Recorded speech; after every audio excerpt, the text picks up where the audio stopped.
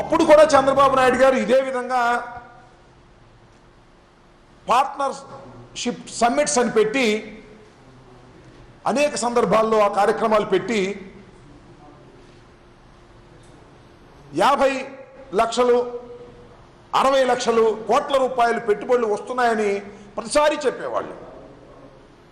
సుమారుగా ఆయన 9 సంవత్సరాల కాలంలో పార్ట్నర్షిప్ సమ్మిట్స్ పెట్టినప్పుడు ఆయన చెప్పిన మాటలు చూస్తే సుమారుగా 1,00,000 కోట్ల పైచిలకు పెట్టుబడులు వచ్చేసాయనే మాట మాట్లాడినటువంటి చంద్రబాబు నాయుడు గారు చివరికి అన్నీ తిరగవేసి చూస్తే 100 కోట్లలో కూడా పెట్టుబడులు అనేటువంటి పరిస్థితి మనం గతంలో చూసాం.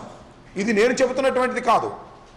9 సంవత్సరాలు ముఖ్యమంత్రిగా ఉన్నటువంటి చంద్రబాబు నాయుడు గారు ఆ కాలంలో పరిశ్రమల గురించి అంత బ్రహ్మాండంగా చెప్పినటువంటి వ్యక్తి పరిశ్రమల అభివృద్ధి కన్నా కూడా పరిశ్రమలు మూసివేయడానికి ఎక్కువ అవకాశాన్ని కల్పించినటువంటి పరిపాలన ఆ 9 సంవత్సరాల కాలంలో కూడా.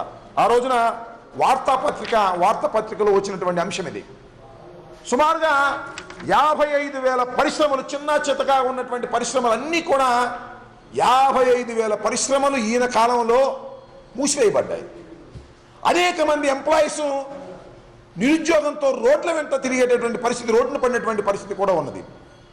అలాంటి చంద్రబాబు నాయుడు గారు ఇవాళ మరి విశాఖపట్నంలో మరి మిషన్ ఒకటి ప్రారంభించి బ్రహ్మాండమైనటువంటి పెట్టుబడులు వచ్చేస్తున్నాయని చెప్పేసి 47 సంస్థలతో ఒప్పందాలు చేసుకున్నారు. నేను ఒకటే అడుగుతా ఉన్నా, ఆ ఒప్పందాలని ఎందుకు మీరు బహిర్గతం చేయకోకుండా దాస్తున్నారు?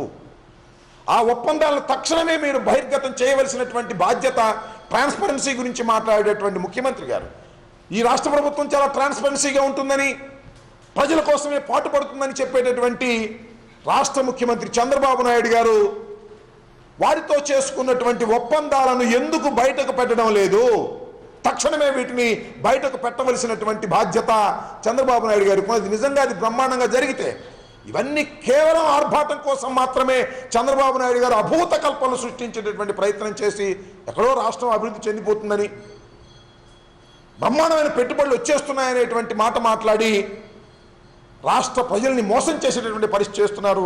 నిజంగా 10 లక్షల ఎకరాలని వాళ్ళ మీరు ల్యాండ్ బ్యాంక్ కోసం ఎక్వైరీ చేస్తున్నారంటే నిజంగా రైతాంగం అంతా భయపడాల్సిన పరిస్థితి ఏర్పడుతూ ఉంది. పరిశ్రమలు లేకపోగా 10 లక్షల ఎకరాలు మీరు రైతుల దగ్గర నుంచి తీసుకొని వాటిని అమ్ముకోవాలనేటువంటి ప్రయత్నం, రాష్ట్ర ప్రభుత్వం అమ్ముకోవాలనే చేసేటువంటి ప్రయత్నం చాలా దురదృష్టకరమైనటువంటి ప్రయత్నం.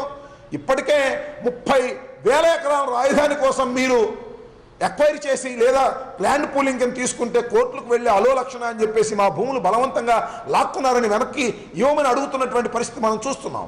కాబట్టి చంద్రబాబు నాయుడు గారు తన హయాంలో 9 సంవత్సరాల కాలంలో పరిశ్రమల అభివృద్ధి చేయకపోగా పరిశ్రమలను మూసివేసినటువంటి చరిత్ర కలిగినటువంటి చంద్రబాబు నాయుడు గారు ఇవాళ విశాఖపట్నంలో ఏదో బ్రహ్మాండమైనటువంటి మిషన్ ఒకటి ప్రారంభించాను, దానికి బ్రహ్మాండమైన పెట్టుబడులు వస్తున్నాయనేటువంటి పటోటార్భాటాలు చేస్తున్నారు తప్ప వాస్తవకు భిన్నంగా వ్యవహరిస్తూ ఉన్నారు. ఇప్పటికైనా ఆ 67 మరి చేసిన 47 సంస్థలతో చేసినటువంటి ఒప్పందాలను తక్షణమే బయటకు పెట్టవలసినటువంటి అవసరం ఈ ప్రభుత్వానికి ఉన్నది. దయచేసి వాటిని బయట పెట్టవలసిందిగా మేము వైఎస్ఆర్ కాంగ్రెస్ పార్టీ డిమాండ్ చేస్తా ఉన్నది.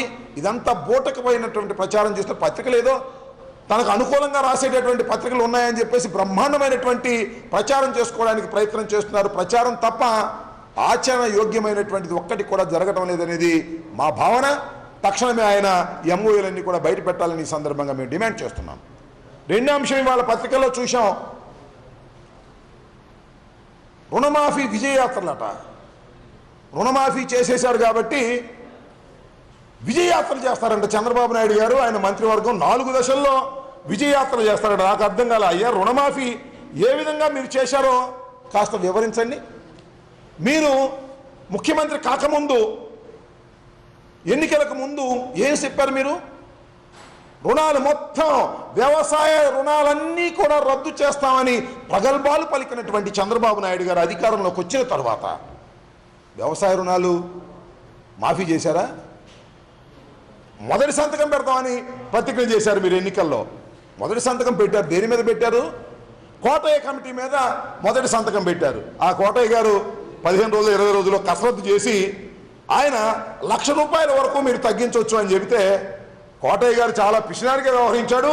నేను చాలా గొప్పవాడిని, ప్రజల పక్షాన్ని నిలబడేటువంటి వ్యక్తిని, ₹1,50,000 రద్దు చేస్తానని చెప్పేసి ₹1,50,000 రద్దు చేస్తానని ప్రకటించినటువంటి చంద్రబాబు నాయుడు గారు పోనీ ₹1,50,000 రద్దు చేశారంటే కుటుంబానికి ఒకటే అన్నారు.